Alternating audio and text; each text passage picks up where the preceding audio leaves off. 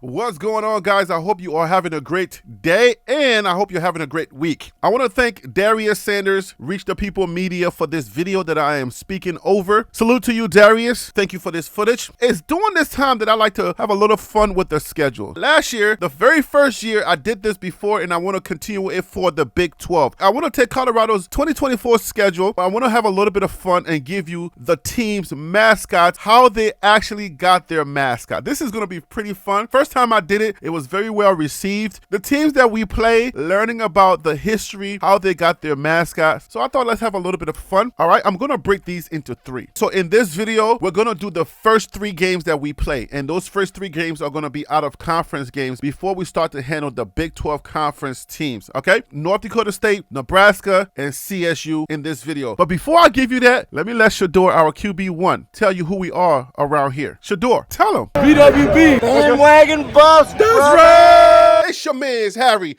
Billion. Please do me a favor and smash that subscribe button. Make sure to give me the thumbs up and don't forget to hit that bell notification so that you can get the videos as soon as it uploads to YouTube. All right, family, so I gotta go ahead and get into this video real quick. So that's all the business I got. You know what time it is. Let's work. All right, guys, so welcome back. Man, that plate looks really good.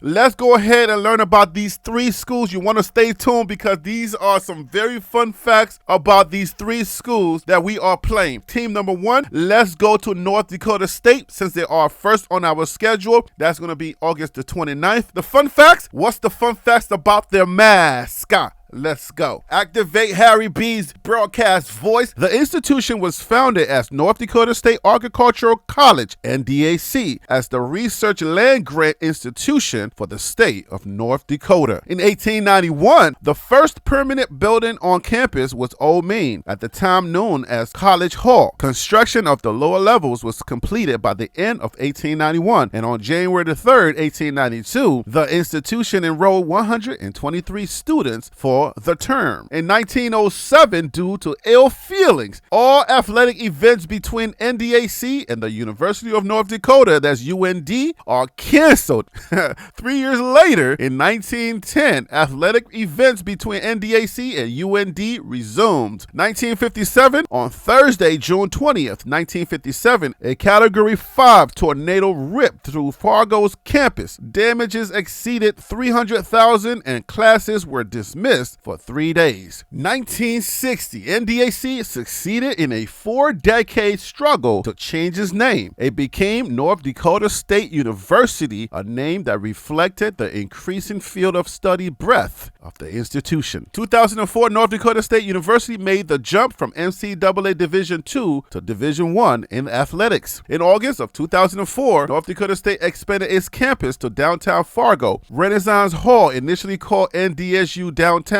opened to classes in fall of 2004. With its success, other structures soon followed. Richard H. Berry Hall held its first classes in fall of 2008, and Clyde Hall was dedicated on October 3rd, 2008. All right, that's all fun and games, but how they get their nickname? The Bison. The Bison nickname. Here it goes right here. According to the February 17th, 1922 edition of the Weekly Spectrum, the Letterman's Club voted the week before to adopt the nickname Bison for the university sports teams and to discontinue the use of Aggies. The Bison nickname was adapted in March of 1922. Bison once roamed the North Dakota prairie in vast numbers, so it seemed fitting. Over the years, Bison athletic teams also became known as the Thundering Herd. The roots of NDSU's mascot, Thunder, can be traced back to 1922. The nickname of the NDSU collegiate teams went from the Aggies to the Bison. From the mid-1960s on, a Bison mascot of some sort was being used at various athletic contests or pep rallies. It wasn't until 1991 when the Thunder officially became the mascot's name. All right, there you have it, Aggie fans or Bison fans. That is the history on how you got your nickname, your mascot, and a little bit of a history on North Dakota State University. University. Now we're going to turn our attention to the next school on our schedule of 2024. That's going to be none other than Nebraska Cornhuskers. This video was part of a video of the Pac-12. I figure we already have the history, so why record it again? We don't have to. I'm just going to take that video. We're going to be playing the Nebraska Cornhuskers. This is going to be the game that everybody's going to come to. So here's the fun fact. What's the fun fact about their mascot? Before the 1900s, they were known as the Buck Eaters. I don't really know. Don't ask me. I didn't really do the homework about why they were called Buck Eaters. I just wanted to give you something real quick, okay? Right when the century turned, guys, they were ready to change that name from the Buck Eaters to a sports writer named Cy Sherman, the sports editor from the Lincoln Journal-Star Sports. He heard somebody say something. So Nebraska had this game with Iowa. Iowa was pretty much supposed to smash their mouth in, but there was an upset. So Nebraska won that game. Some upset fan used a derogatory term, okay? Some upset fan from the Iowa team, just like the Miami fans are calling Permani some names and his mom some names and all of that. When fans get upset, they say some derogatory stuff.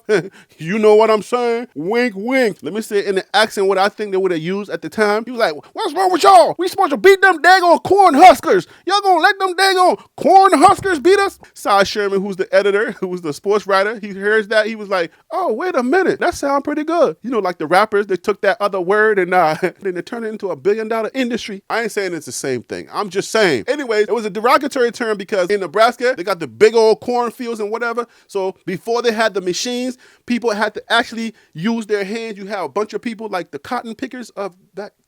So this is a slippery slope? Okay, anyway. So Nebraska has those big cornfields, guys. So you have people who will peel the skin off the corn. Those people were called corn huskers. That's how you husk a corn. You would take the skin off. You needed people to take the skin off before they had the machines, right? Early days before they had machines. Now they got cotton picking machines. Before that, you have people who had to pick the cotton. People who would peel the skin off the corn. Those people were known as corn huskers. When you got those big cornfields and you got those people out there with the big bags and husking all day and then bringing the corn for it to get processed, and you have cornmeal, you got your corn starch and all of these things. That's how they did it back in the day. The Iowa fans, they were upset that their team lost, so somebody was like, you gonna let those daggone corn huskers beat us? It was a derogatory term at the time, but like the rappers would say, the rest is history, my N-word. So that's the fun fact about Nebraska and their teams. Let's go ahead and get CSU, that's Colorado State University's mascot, a little bit about the history. Let's go. This is a big deal. This one is about to be a problem in the Rocky Mountains. This one is called the Rocky Mountain Showdown with the Colorado State Rams. Everybody on that side of town, you already know. If you live in a college town, guys, you already know the temperature, what it's going to be like. There's going to be two sides. On this side, we got the Rams, who are probably going to be heated, that nobody's talking about them. Oh, y'all just want to talk about Deion Sanders or Coach Prime and all his little media darling, all the attention. We right over here. We right across the street. Y'all want to play with us, man? If you ever lived in a college town, you know how football is. This is going to be a match that's going to rock that town. Here's the fun fact. What's the fun fact about their mascot? Their mascot is the Ram. So how did they get the Ram? In 1945, the student body had a contest so that they can name themselves. The students just said, look, we got to vote for a name, okay? We need a name. They voted. They came up with the Rams. That's the straight up information. So in 1946, 1 year later, they had a real live Ram that would come to the game. His name was Buck the Ram. So Buck did not last forever. So I can imagine some of these rude fans, especially the Miami fans, would probably be like, Buck those Rams. I'm sure that didn't sit well. Maybe that was a problem. So this Buck thing ain't working. Buck is too close to that other word. So in 1954, the alumni president, his name was Morgan. They didn't give me a last name. Sorry, guys. 1954, he had an epiphany. So in a dream, no, not in a dream.